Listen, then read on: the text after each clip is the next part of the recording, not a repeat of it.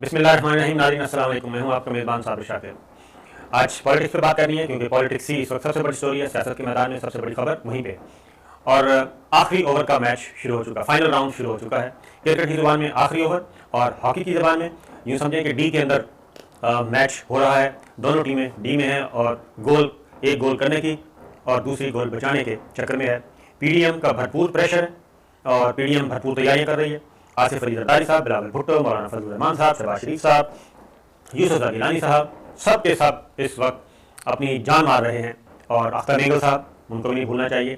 अख्तर मेंगल साहब, महमूद खान चौधरी, सब ऑलराउंडर जितने भी हैं इस वक्त अपोजिशन के पास, वो सब के सब मैदान में उतरे हुए हैं।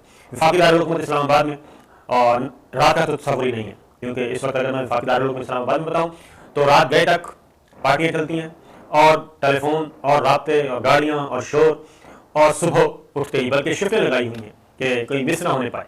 इस तरीके से भरपूर तरीके से कोशिश की जा रही है। सेनेट का इलेक्शन है, मैदान सज चुका है और जो पिछले 24 घंटों में और अब तक जो कुछ हुआ वो मैं आपको बता देता हूँ। जरदारी साहब इस्लामाबाद पहुँच चुके हैं और डेरे डाल दिए इस्लामाबाद में आके।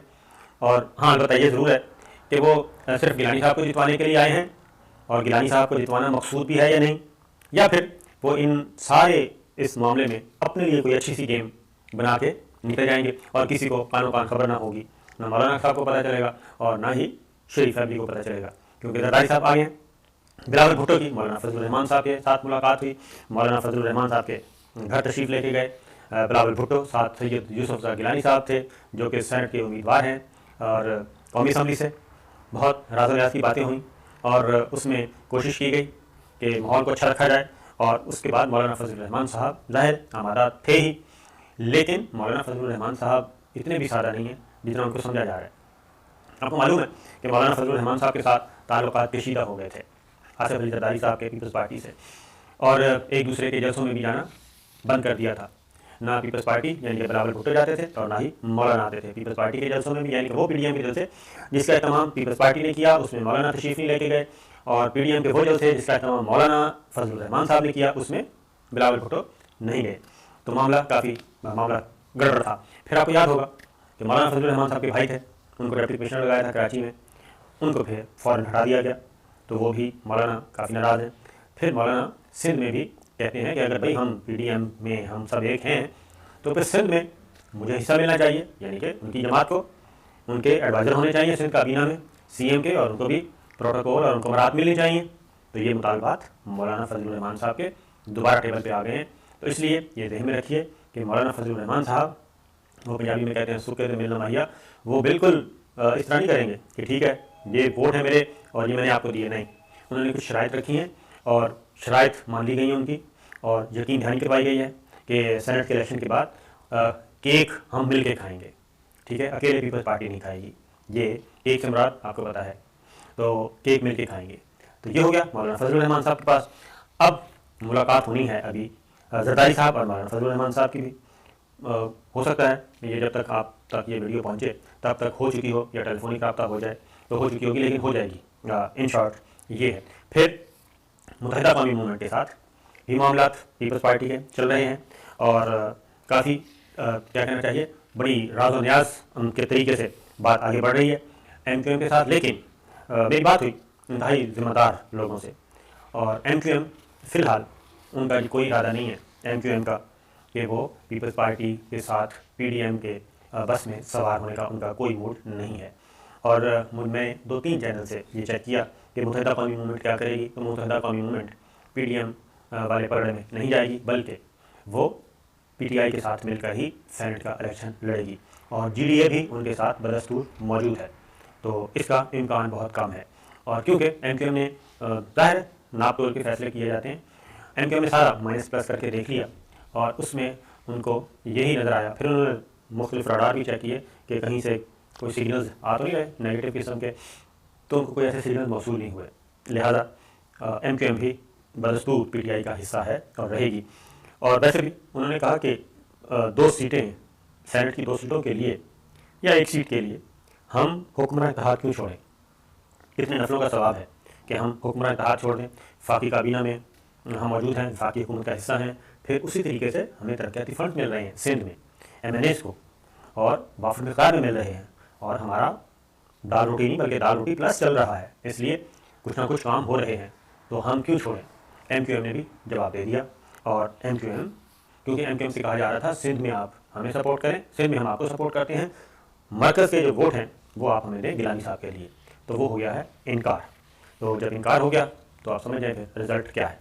अब दूसरी आगे बढ़ते हैं, ये तो हो गया मौलाना फजलुर रहमान साहब का MQM का। फिर बिलावल ने फ़ोन किया हमजा शहबाज को और उन्हें भी मुबारकबाद दी और माजी की तलखियाँ भूलने की बात की।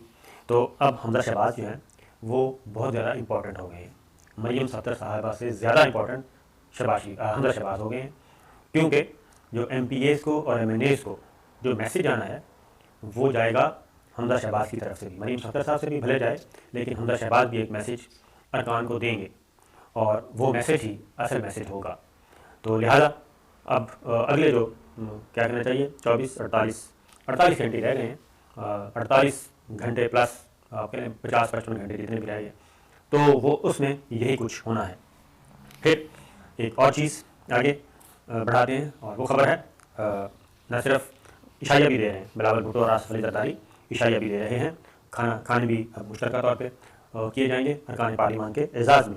दूसरी जानिब मुत्तहिदा कौमी मूवमेंट ने अपने अरकान के हिफाजती इंतजाम सख्त कर दिए हैं।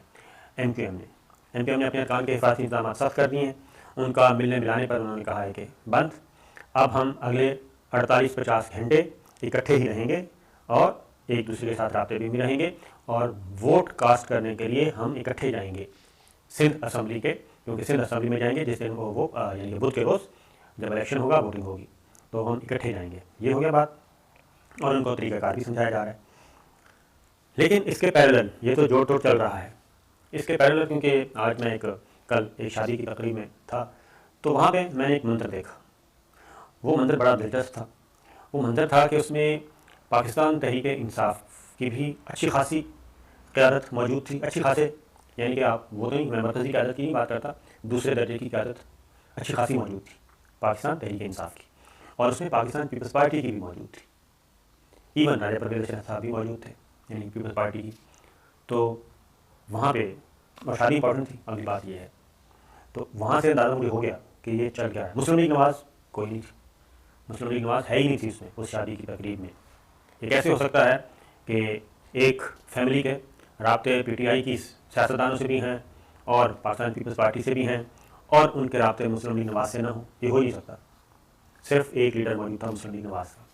तो मैं जो बात कहता होता हूँ, मुझे उससे काफ़ी तक़वियत मिली कि जो मेरा एनालिसिस है, जो मेरी इन्फॉर्मेशन है, उसके मुताबिक, तो इससे आप अंदाज़ा कर सकते हैं कि मुस्तक़बिल का जो सियासी नक्शा है वो क्या होगा। क्योंकि ये जो सब कुछ हमें, एक तो है हमें तस्वीरें नज़र आ रही हैं, बिलावल साहब राब्ते कर रहे हैं, जरदारी साहब जोर लगा रहे हैं, हमजा से रब्ता, मुस्लिम लीग नवाज़ से रब्ता, मौलाना से रब्ता, अख्तर मेंगल साहब से रब्ता, अजहर साहब से रब्ता, जरदारी साहब, बिलावल भुट्टो, राजा परवेज़ साहब, सैयद यूसुफ गिलानी, सब बड़े मुतारिफ नज़र आ रहे हैं और एक ऐसा माहौल बनाया हुआ है। लेकिन इससे कहीं ज़्यादा एक्टिविटीज़ पीछे हो रही हैं, और उसमें असल एक्टिविटीज़ वही हैं, असल जो डेवलपमेंट्स हैं, पोलिटिकल डेवलपमेंट जिसे कहते हैं, जोड़ तोड़, वो सारे टांके पीछे लगाए जा रहे हैं, वो कैमरे में हमें नज़र नहीं आ रहे। लिहाजा उसका इंतज़ार करना चाहिए कि वहाँ से क्या बरामद होता है। और अभी भी इस पर काम हो रहा है कि जिस तरीके से पंजाब में बिला मुकाबला हो गया सब कुछ, और आपस में तकसीम हो गई सीटें जिस चीज़ की जितनी बनती थी, वहाँ पे भी पाकिस्तान पीपल्स पार्टी को नुकसान हुआ, और पाकिस्तान पीपल्स पार्टी से किसी ने पूछा ही नहीं है। मुस्लिम लीग नवाज़ ने अपना फ़ायदा सोचा और काफ़ी ने अपना फ़ायदा सोचा, दोनों ने जैसे ही देखा मुस्लिम लीग नवाज़ को फ़ायदा इसमें, उन्होंने कहा कि बजाय इसके कि हम हिफाजत करें अपने अरकान की और ये करें और वो करें, डील डन करें, और अनअपोज हो गया पूरे का पूरा सूबा। तो लिहाजा आने वाले दिनों में, बल्कि आने वाले घंटों में बात करना चाहिए, दिन तो अब रह ही नहीं गए, घंटों में, आने वाले घंटों में क्या होगा।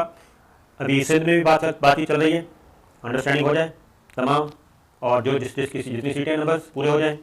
KPK में भी यही बात चल रही है और बलूचिस्तान में भी यही बात चल रही है, और उसके बाद फिर मरकज़ की बारी आएगी। तो इस बात के भी बहुत ज़्यादा, मैं कहता हूँ बहुत ज़्यादा नहीं, लेकिन 50% से ज़्यादा चांसेस इसके भी इम्कान मौजूद है कि बाकी सूबों में भी ये मामला हो जाए। लेकिन ये सारे होने का इंतज़ार किस पे है, जो कैमरे के पीछे जो कुछ हो रहा है, जोड़ तोड़, मुलाकातें, पैगाम, ये वो सब कुछ हो रहा है, उस पर इंतज़ार है कि वो क्या होता है। और सबसे अगली बात ये, क्योंकि जरदारी साहब का इस्लामाबाद में आना वो सिर्फ इस्लामाबाद तक तो महदूद नहीं रहेंगे, क्योंकि इस्लामाबाद की कोई सरहदें सील तो नहीं होगी। वो अटक जाना चाहें, वो पिंडी जाना चाहें, वो जेहलम जाना चाहें, कहीं भी जा सकते हैं। गुजर खान जाना चाहें तो उनका दिल करे कि उन्होंने गुजर खान जाना है, तो गुजर खान भी जाएंगे तो पिंडी से गुजर के जाएंगे। तो इसलिए वो जीटी रोड से जाएँ या मोटरवे से जाएँ। तो सूरत हाल ये है कि जरदारी साहब आ चुके हैं और उनका आना हुकूमत के लिए मुझे नहीं लगता कि कोई ख़तरे वाली बात होगी। और इसलिए और फिर मुस्लिम लीग नवाज़ के अंदर भी डाउट्स हैं काफ़ी। तो अगली बात, इमरान खान साहब, वज़ीर आज़म इमरान खान साहब मैदान में आए और वो आज और कल मंडे एंड ट्यूसडे 2 दिन वो कौमी असम्बली का इजलास हो रहा होगा पार्लियामेंट हाउस में, अपने चैम्बर में बैठेंगे और हर मेंबर से वो फ़र्दन मुलाकात करेंगे।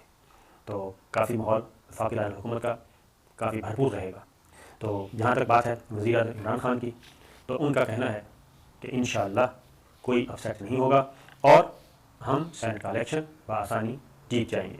ये वज़ीर आज़म इमरान खान के अपने दोस्तों के साथ होने वाली गुफ्तगू है। और उनके दोस्तों ने पूछा कि ये सब कुछ क्या हो रहा है, तो उन्होंने कहा फ़िक्र ना करें, सूरत हाल बहुत बेहतर रहेगी और इंतखाबात हम जीत जाएंगे, अल्टीमेट रिजल्ट।